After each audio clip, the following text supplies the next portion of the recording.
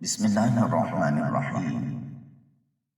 ایک دن آقا دو جہاں صلی اللہ علیہ وآلہ وسلم اسلامی لشکر کے ساتھ جہاد کے لیے تشریف لے جا رہے تھے۔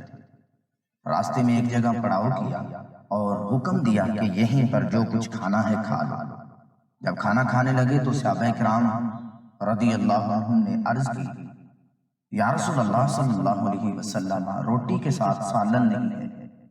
پھر صحابہ نے دیکھا کہ ایک شہد کی مکھی ہے اور بڑے زور زور سے بن بناتی ہے۔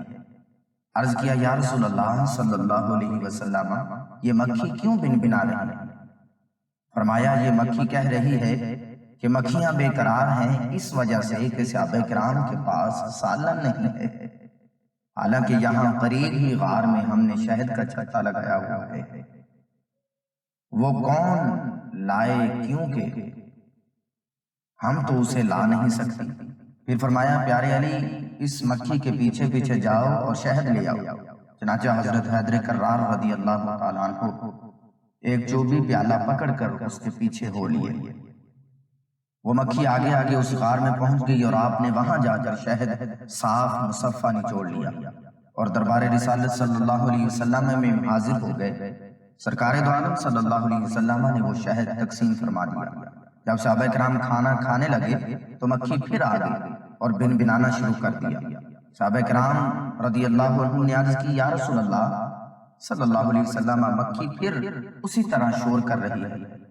تو فرمایا کہ میں نے اس سے ایک سوال کیا ہے کہ اس کا جواب دے رہی ہے۔ میں نے اس سے پوچھا ہے کہ تمہاری خوراک کیا ہے؟ مکھی کہتی ہے کہ پہاڑوں اور بیابانوں میں جو پھول ہوتے ہیں وہ ہماری خوراک ہے۔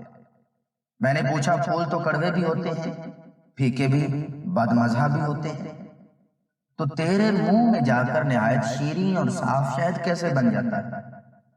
تو مکھی نے جواب دیا، یا رسول اللہ صلی اللہ علیہ وسلم، ہمارا ایک امیر اور سردار ہے۔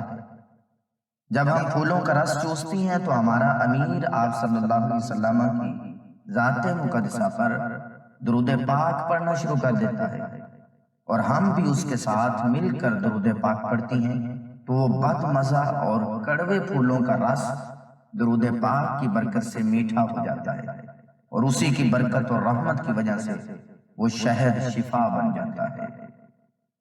ان اللہ و ملائکتہ یصلون علی النبی یا ایھا الذین آمنوا صلوا علیہ وسلموا تسلیما۔ بے شک اللہ اور اس کے فرشتے نبی مکرم صلی اللہ علیہ وآلہ وسلم پر درود بھیجتے رہتے ہیں۔ اے ایمان والو، تم بھی نبی مکرم صلی اللہ علیہ وسلم پر درود بھیجا کرو اور خوب سلام بھیجا کرو۔